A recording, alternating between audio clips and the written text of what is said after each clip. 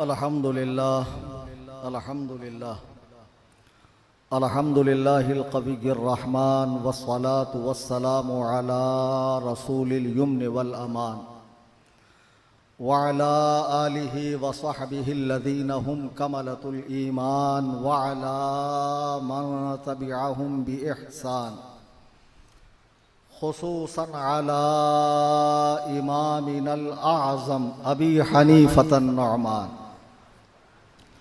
وعلى غوثنا الأعظم خزائن العرفان وعلى معجزة الرسول الإمام أحمد رضا خان عليه الرحمة والرضوان. أما بعد، قال الله تبارك وتعالى في القرآن المجيد والفرقان الحميد: فأعوذ بالله من الشيطان الرجيم بسم الله الرحمن الرحيم ومن يشاقق الرسول من بعد ما تبين له الهدى ويتبع غير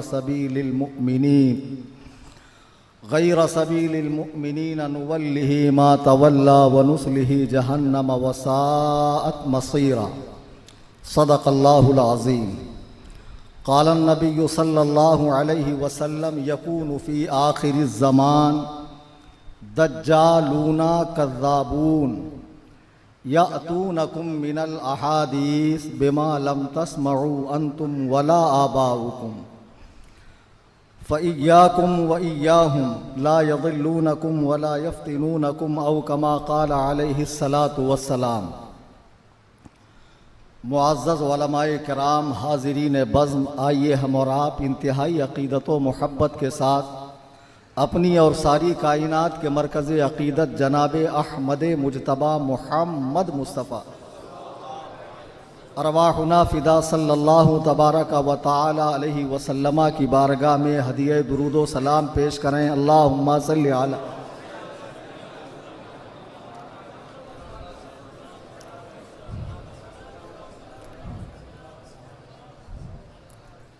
آپ دیکھ رہے ہیں وقت کا دامن بہت تنگ ہے اور ایسے میں مجھے بولنے کے لیے کھڑا ہونا ہی نہیں چاہیے تھا، لیکن احباب کی محبت، حضور مفتی صاحب قبلہ دامت برکاتہم العالیہ کا حکم اور مفتی عبدالقادر صاحب قبلہ نے اعلان فرما دیا تو میں کچھ دیر کے لیے حاضر آیا.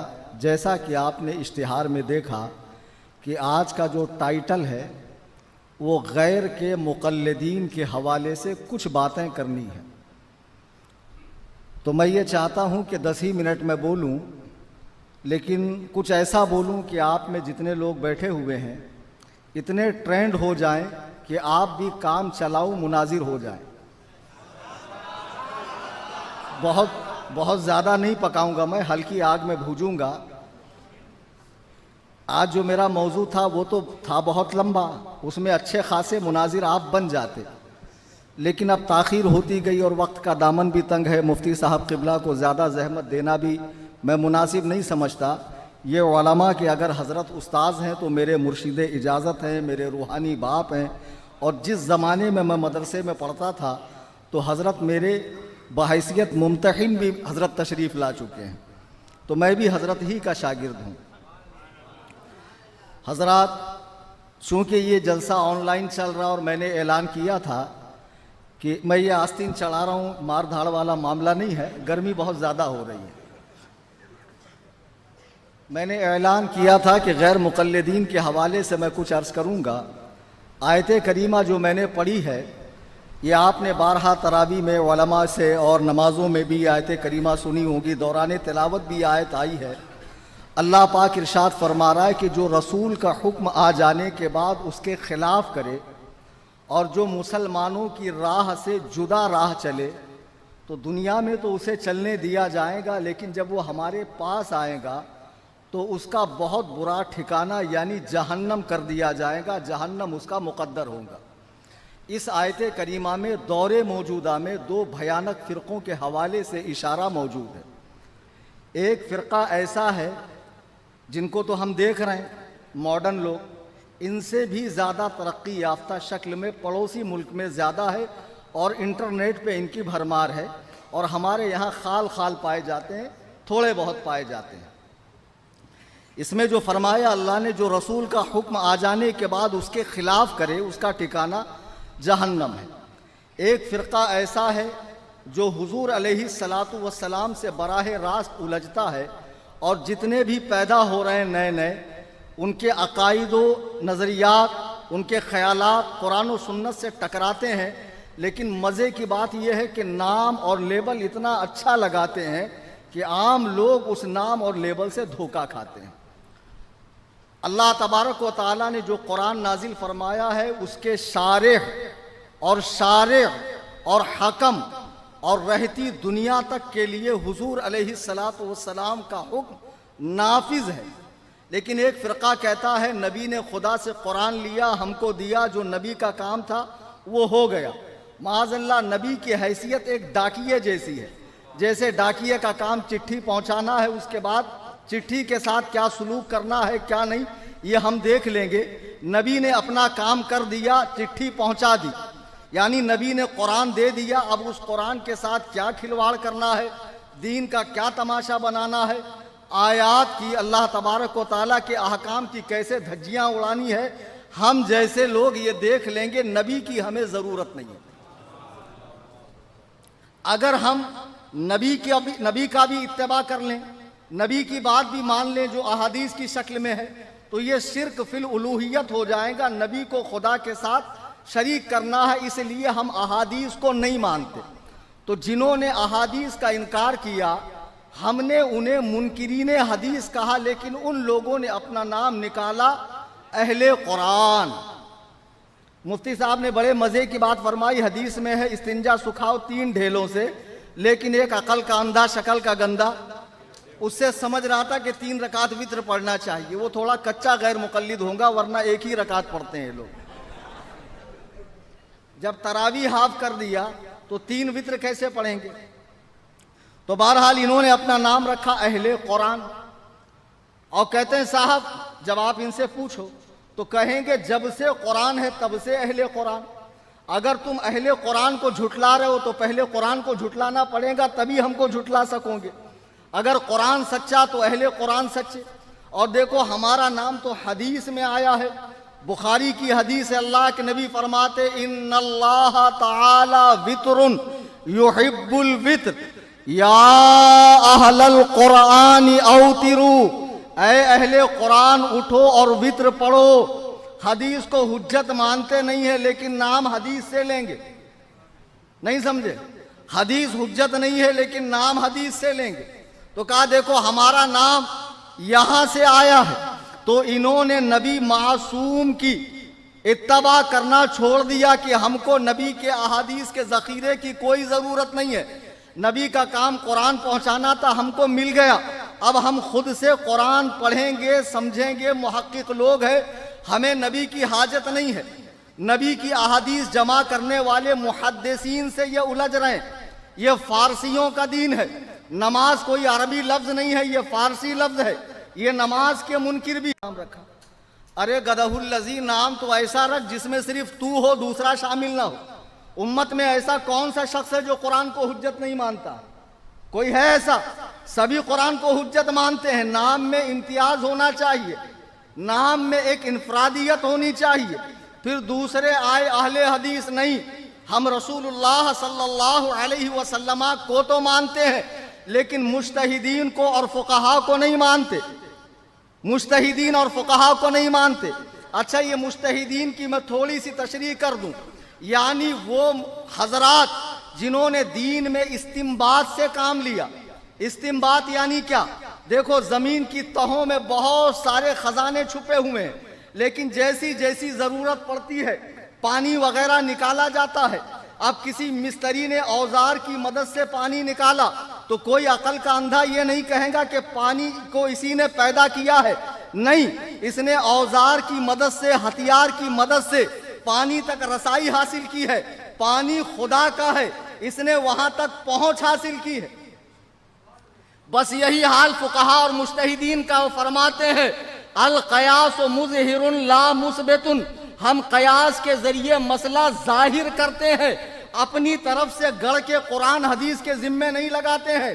قرآن و حدیث کی تہوں میں انہوں نے گہرائی میں جا کر مسائل کو نکال کر ظاہر کر دیا۔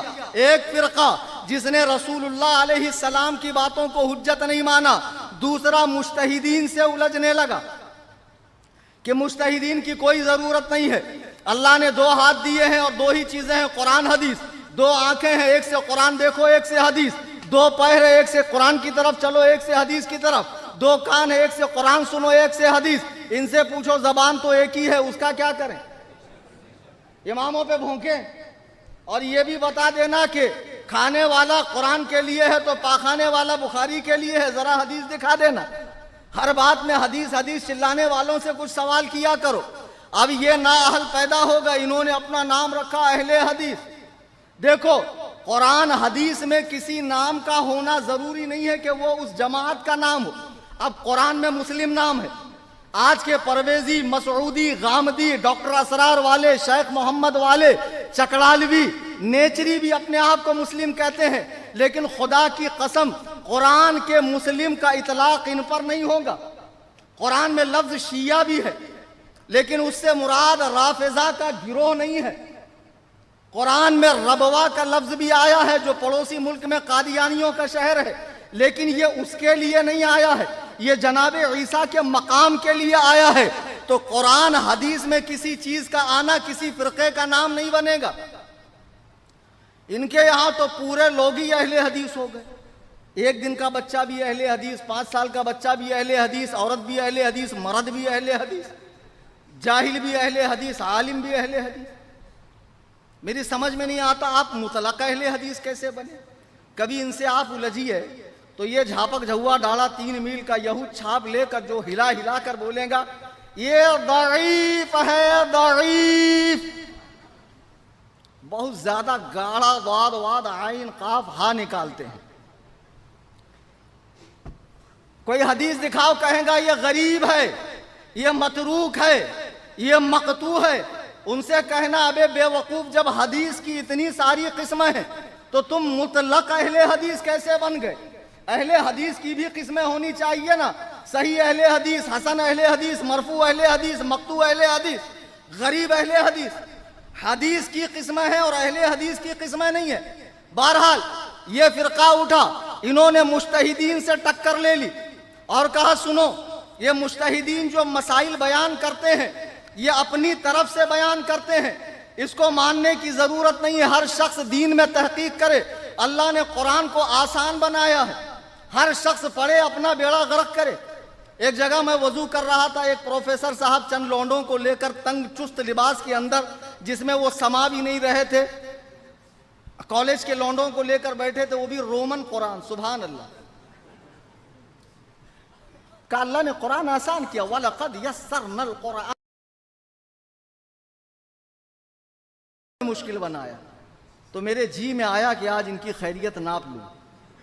قریب گیا، میں نے کہا مجھے یہ بتائیں آپ کی زبان کون سی؟ بولے عربی، اردو۔ تو میں نے کہا مجھے غالب کا ایک شعر سمجھائیں، نقش فریادی ہے کس کی شوق یہ تحریر کا، کاغذی ہے پیرہن ہر پے کرے تصویر کا۔ تو بغلیں بجانے لگے۔ میں نے کہا بے وقوف، تیری زبان اردو، غالب کا شعر اردو میں، تجھے غالب کا شعر سمجھ میں نہیں آ رہا ہے؟ قرآن جسے سمجھنے کے لیے 20 قسم کے علوم چاہیے، بغیر پڑھے تو سارے لوگوں پہ، پوری امت پہ ہاتھ صاف کر کے اجماع سے ہٹ کر عوام کو یہ کہہ رہا ہے کہ معاذ اللہ ڈائریکٹ حدیث قرآن پڑھو، ڈائریکٹ حدیث قرآن پڑھو۔ تو یہ آزاد خیال لوگوں کا فرقہ۔ اچھا اہل قرآن سے پوچھو، انگریز کے آنے سے پہلے تمہاری جماعت کا کوئی ترجمہ قرآن ہے؟ کوئی دارالقرآن ہے؟ کوئی مدرسہ ہے، مسجد ہے، کچھ ہے؟ چوپ، بس ایک ہی کہیں گے جب سے قرآن تب سے ہم۔ اہل حدیث سے پوچھو، انگریز کے منحوس قدم پڑنے سے پہلے 3 دسمبر 1884 سے پہلے جب آپ کا نام کرن ہوا تھا ملکہ وکٹوریہ کے گولڈن جوبلی کے موقع پر، اس سے پہلے آپ کا کوئی مدرسہ، دارالحدیث، حدیث کی شرح، حدیث کی کتاب؟ بولیں گے نہیں، جب سے حدیث تب سے اہل حدیث۔ تو پھر ان سے کہو کہ آپ اہل قرآن کو جھوٹا مانتے ہو کہ نہیں؟ جھٹ سے کہیں گے ہاں ہم اہل قرآن کو جھوٹا مانتے ہیں۔ تو ان سے کہنا یہ کیسے ہو سکتا ہے، قرآن سچا ہو اہل قرآن جھوٹے ہیں؟ تو کہیں گے صاحب وہ قرآن کا نام لے کے دھاندلی کرتے ہیں، آپ جھٹ سے کہنا تم حدیث کا نام لے کے ڈنڈی مارتے ہو۔ نہیں سمجھے؟ درود پاک پڑھیے۔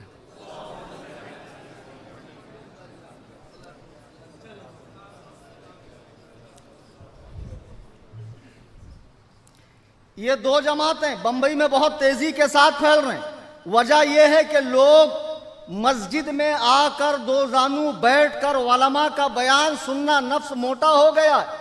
گھر میں سکون سے اے سی میں گوگل پہ جا کے پورا دین سرچ مار لیں گے۔ اللہ کے رسول نے فرمایا جہاں آ گیا سرنڈر، سیدھی بات ہے۔ اب آدمی دھیرے دھیرے یوٹیوب کے اوپر بے لگام ہو کے اس کو سب کو سنتا رہتا ہے۔ ہر دن ایک نیا چینل لانچ ہوتا ہے، نیا محقق یوٹیوب پہ پیدا ہوتا ہے۔ کتنے لوگ مرزا پلمبر کے فالوور ہمارے بیچ میں ہیں۔ یہ آن لائن لوگوں کو سننے کی نحوست ہے، یوٹیوب پہ سرچ کرنے کی نحوست ہے۔ اپنے علماء کے دامن کو چھوڑا اور آن لائن دین سیکھنا شروع کیا۔ لوگ آزاد خیال ہوتے جا رہے ہیں۔ ایک صاحب مجھ سے ملے تو کہا صاحب یہ جو عجمیوں کا دین ہے میں نہیں مانتا۔ میں نے کہا کون سا؟ بولے یہ حدیث کی کتاب ہے، میں ان محدثین کو نہیں مانتا۔ میں نے کہا کیوں؟ بولے یہ معصوم تھوڑی ہے۔ پھر ایک صاحب کہنے لگے میں فقہا کو نہیں مانتا، مجتہدین کو نہیں مانتا۔ میں نے کہا کیوں؟ بولے یہ معصوم تھوڑی ہے۔ بات بالکل صحیح ہے، یعنی اہل حدیث امام ابو حنیفہ کے مسائل کی تحقیق کریں گے اور اہل قرآن محدثین کی بتائی ہوئی حدیث کی تحقیق کریں گے۔ بات تو صحیح ہے کہ وہ معصوم نہیں ہے۔ پلٹ کر آپ ان سے پوچھئے کیا تم معصوم ہو؟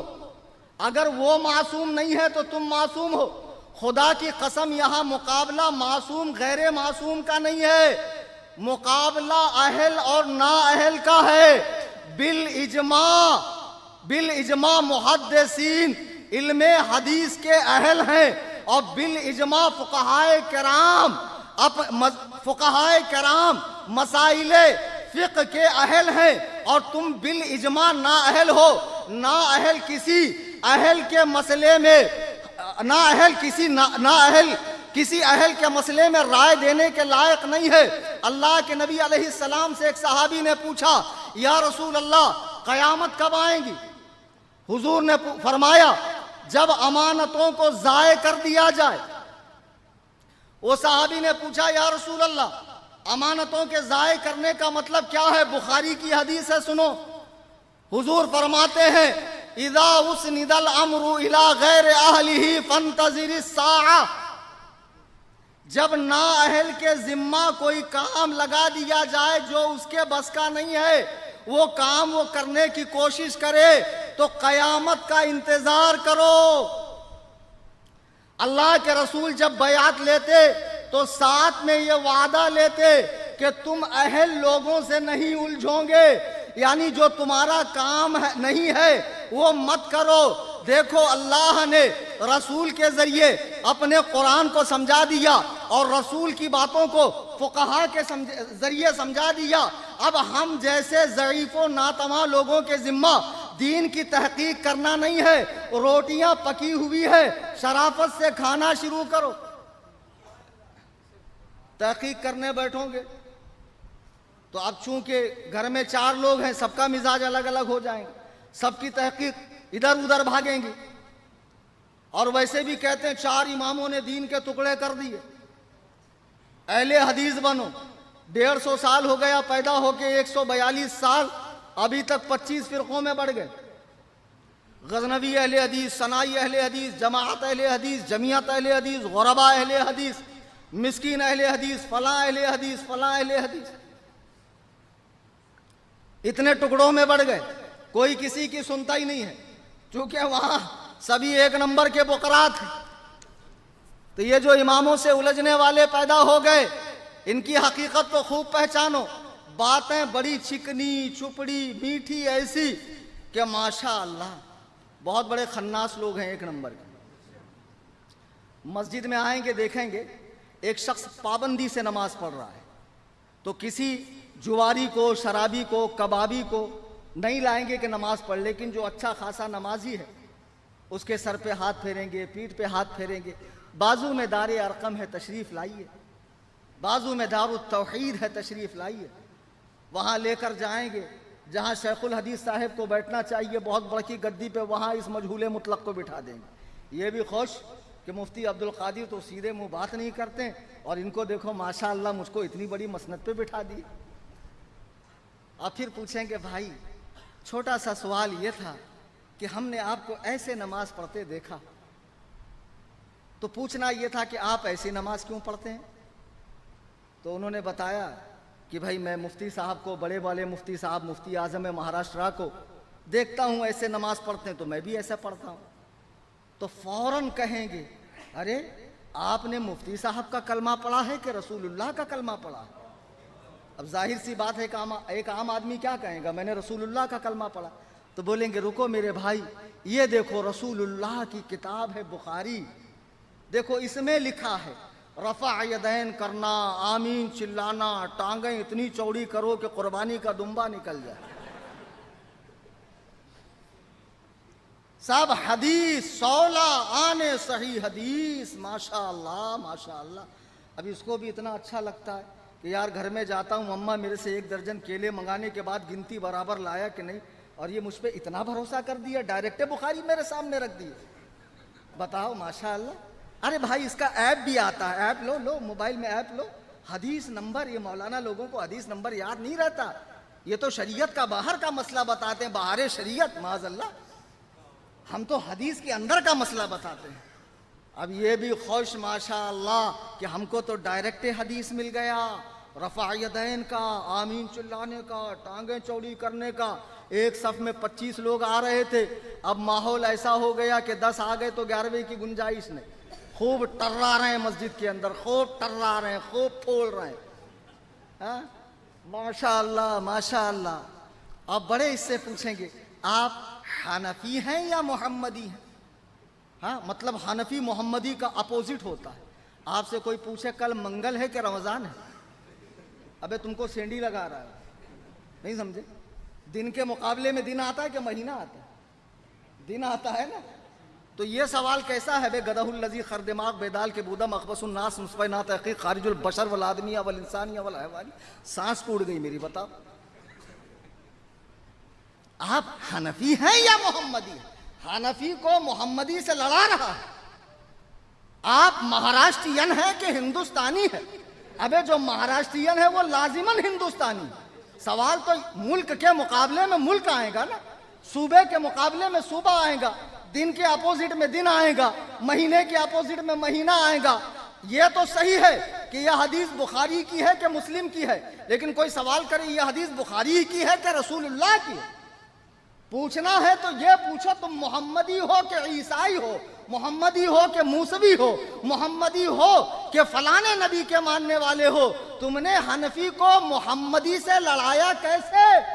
حنفی کے اپوزٹ میں کیا آتا ہے؟ شافعی مالکی حنبلی کہ محمدی آتا ہے. تم دھر بن کے آ جاتے ہو ہے نا، اور ایسے دھروے ہو اسی لیے پیچھے ہو. ارے لاؤ پکڑ کے اس کے موٹر پہ مفت میں علاج کرتا ہوں، پھوٹی کوڑی نہیں لیتا میں، اور ایک دم ٹائٹ کر کے بھیجتا ہوں.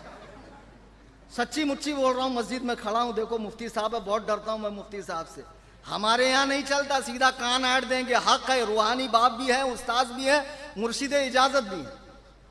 ایک صاحب آئے میرے پاس، بولے ویسے تو میں کالج کا اسٹوڈنٹ ہوں اور آئی تھنک آپ کو انگلش آتی ہوں گی، اور میں آپ سے مناظرہ کرنے آیا ہوں. اب مجھ کو تو جھیلنا پڑتا ہے روزانہ ایسے مناظرے. میں نے کہا موسٹ ویلکم، بیٹھی، کرسی ضلالت پہ بچھی ہے آپ کے لیے. بیٹھ گئے. ان کے وجود نامسعود کو جب انہوں نے ٹیکا، فرمایا پورے 12 مسئلے نکال کے لایا ہوں امام ابو حنیفہ کے حدیث قرآن کے خلاف. کتنے؟ 12 مسئلے حدیث قرآن کے خلاف امام ابو حنیفہ کے لایا ہوں. میں نے کہا میں ساری باتیں مان جاؤں گا، آپ مجھ کو فقط عربی میں ایک حدیث سند و متن کے ساتھ سنائیے اور 2 محدثین کے حالات بتائیے، میں مان جاؤں گا کہ آپ اس لائق ہے. بولے وہ تو ہم کو نہیں آتا ہے.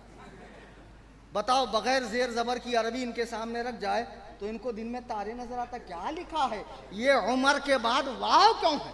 یہ غلط ہے بات، بتاؤ۔ اور ایسے جھولا چھاپ پیر بھی مارکیٹ میں ہم کو فون لگا کے بیت الخلا میں پوچھ رہے، بولے مرید لوگ سب پکڑ لیو، سمجھ میں نہیں آ رہا، واو تو پڑھوں کیا؟ خیر چھوڑو، وہ جیسے بھی ہے اپنے۔ تو میں نے کہا تو ذرا مجھ کو ایک حدیث پڑھ کے بتا دے عربی میں سند و متن کے ساتھ۔ بولے وہ تو ہم کو نہیں آتا ہے۔ ابھی بول رہے تھے نا مفتی عبد القادر صاحب، شجرہ نسب بہت مضبوط ہے۔ جن کو اپنے 4-5 باپ دادا کے بعد باپ داداؤں کا نام یاد نہ ہو، 4-5 پیڑھی کے بعد، وہ لوگ ماشاء اللہ محدث بنے پھر رہے ہیں، اور ایسے ایسے نمونے کے محدث ہیں، اللہ اکبر کبیرہ، اللہ اکبر کبیرہ۔ آپ کو معلوم ہے اہل قرآن اہل حدیث یہ دو نام ہیں تو، لیکن یہ مسلمانوں کے دو علمی طبقوں کا نام ہے۔ کس کا نام ہے؟ ہاں، جنہوں نے قرآن پر محنت کی، اس پر اعراب لگائے، اس کو قرآن کو کتابی شکل دیا، قرآن کی ترویج و اشاعت کی، اس کی قرأتیں وغیرہ، اور اس کو دنیا بھر میں پھیلایا، اس کی تفسیریں لکھی، قرآن کو پڑھایا، قرآن کے علوم کو پھیلایا۔ ایسے ہی اہل حدیث، یہ اصطلاح محدثین کی جماعت کے لیے استعمال ہوتی ہے، نہ کہ آج کل ان شرٹ کر کے نماز پڑھنے والے، ٹائٹ کپڑوں میں نماز پڑھنے والے۔ آزاد خیال، سنت ضروری نہیں ہے، دعا ایسے میرے کو نہیں پیچھے والے کو دے، ایک ایسا مانگتا دینا ہے تو دے، نہیں تو مت دے۔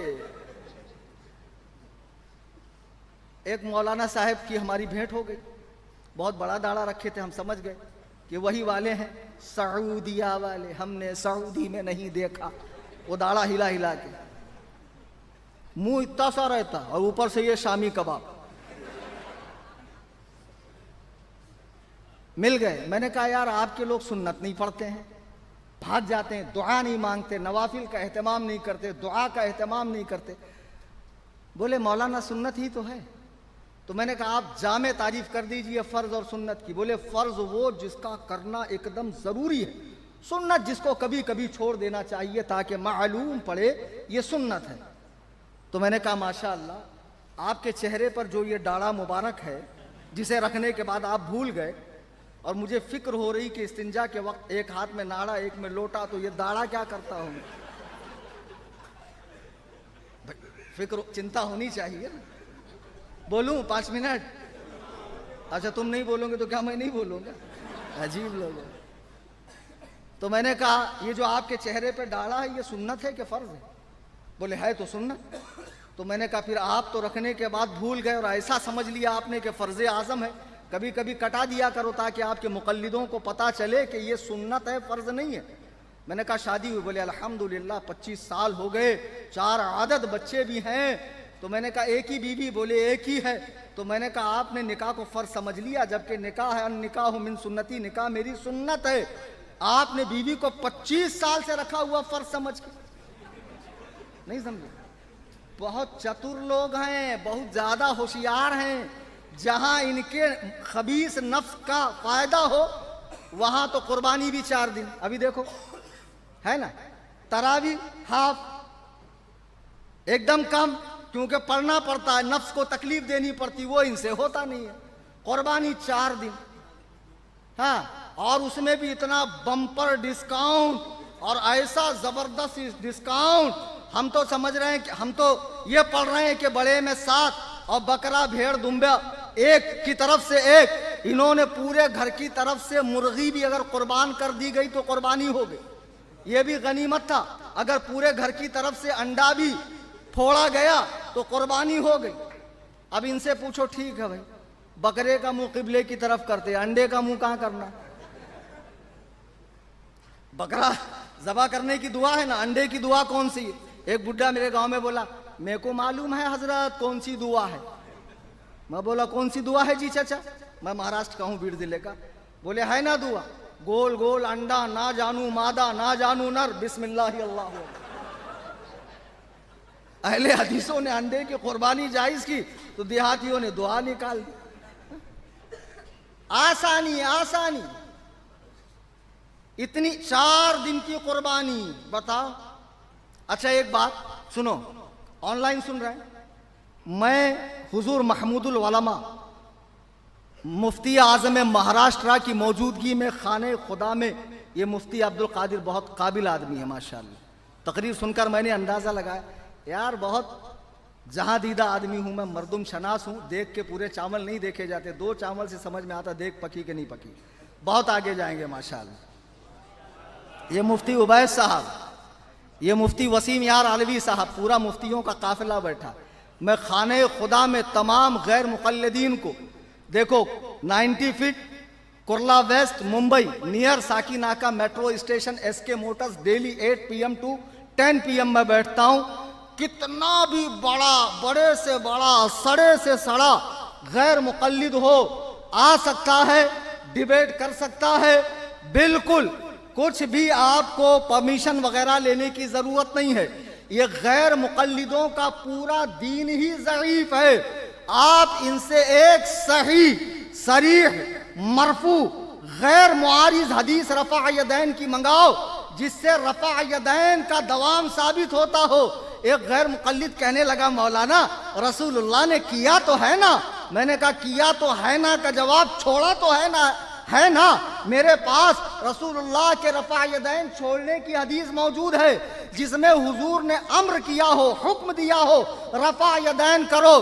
اگر غیر مقلد لا دیں 3 طلاق کی ایک بھی صحیح صریح حدیث ان کے پاس نہیں ہے کہ بیوی کو اکٹھے 3 طلاق دینے کے بعد بھی بیوی نکاح میں باقی رہتی ہے۔ اسی طریقے سے آمین بالجہر کی حدیث، اسی طریقے سے رفع یدین کی حدیث، فوق صدرہ کی حدیث، اسی طرح اور بھی جن جن مسائل میں یہ الجھتے ہیں کوئی صحیح حدیث ان کے پاس نہیں ہے۔ حدیث ہے لیکن میرے بھائی اللہ کے رسول نے صاف فرمایا علیکم بسنتی وسنت الخلفاء الراشدین، تم پر لازم ہے کہ میری سنت پہ چلو۔ سنت اور چیز ہے، حدیث اور چیز ہے۔ شارٹ کٹ میں 5 منٹ میں فرق بتا دوں حدیث سنت کا۔ سنو حدیث اور سنت کا فرق، یہ کہتے ہیں حدیث سنت ایک ہے، نہیں، تم کو حدیث سنت جو بولے وہ اتنا بڑا چیٹر ہے کہ سودا کریں گا بھینس کا تھمائیں گا مرغی، تو ضروری ہے سونا جنگل رات اندھیری چھائی بدلی کالی ہے، سونے والوں جاگتے رہیو چوروں کی رکھوالی۔ پوری دنیا میں مسلمان وضو میں کلی کرتے ہیں، کسی دن اگر کلی رہ جائے تو نماز میں بار بار خیال آئے گا یار آج رسول اللہ صلی اللہ علیہ وسلم کی ایک سنت مجھ سے چھوٹ گئی ہے، یہ سنت وہاں تک پہنچی جہاں تک سورج کی روشنی پہنچی۔ لیکن دوسری طرف وضو کے بعد سرکار نے اپنی ازواج پاک کے بوسے لیے ہیں، صحیح ستہ میں حدیث موجود ہے، کسی مسلمان نے آج تک اس حدیث پر عمل نہیں کیا، نہ اسے خیال آیا کہ بھائی وضو کے بعد عورت کا بوسہ لینا رہ گیا۔ اب سنی وہ جو سنت کی طرف لپکے، اہل حدیث وہ جو حدیث کی طرف بھاگے، وضو کے بعد کہاں ہے میری بیگم؟ اب وہ مل نہیں رہی تھی تو ایک آپشن کہ تم بھی ہمارے ساتھ مسجد میں چلو، آسانی ہو جائیں گی، وضو کے وضو ہو جائے گا، حدیث پہ عمل بھی ہو جائے گا۔ ہم تو رسول اللہ صلی اللہ علیہ وسلم کی بات مانتے ہیں، کتنا بھولا کتنا نیک، اور اماموں کو رسول اللہ کا اپوزٹ بتا دیا۔ بتاؤ ابے بے وقوف، سن چھوٹی سی بات، نبی علیہ السلام کے شاگرد خاص عبداللہ ابن مسعود، نبی نے جن صحابہ کے بارے میں فرمایا قرآن ان سے سیکھو، ان میں ایک معلم امت سیدنا عبداللہ ابن مسعود ہیں۔ وہ عبداللہ ابن مسعود رسول اللہ کے نجبا صحابہ میں سے ہیں، کبار صحابہ میں سے ہیں۔ ہاں وہ کوفہ آئے، انہوں نے مسند علم بچھائی، ان سے علم سیکھنے والے کون؟ دیکھو محمد رسول اللہ سے سیکھنے والے عبداللہ ابن مسعود، ان سے سیکھنے والے کون؟ حضرت علقمہ اور اسود۔ علقمہ سے سیکھنے والے کون؟ ابراہیم نخعی۔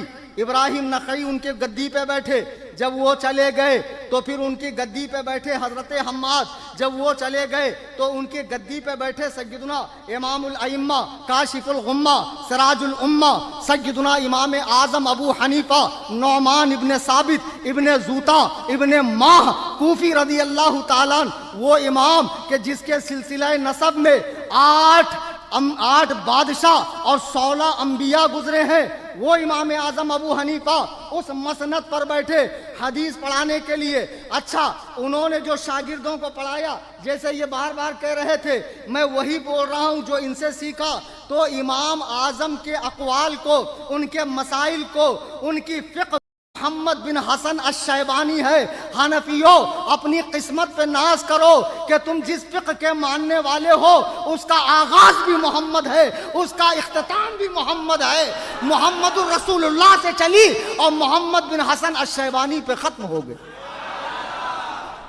حنفی ہی محمدی۔ دیکھو، میں تو تھوڑا سا عجیب ٹائپ کا آدمی، بات کرتا ہوں تو لمبی ہو جاتی، اس لیے ختم کرتا ہوں، پھر کسی موقع پہ انشاءاللہ بہت قاعدے سے ان کی خاطر کروں گا۔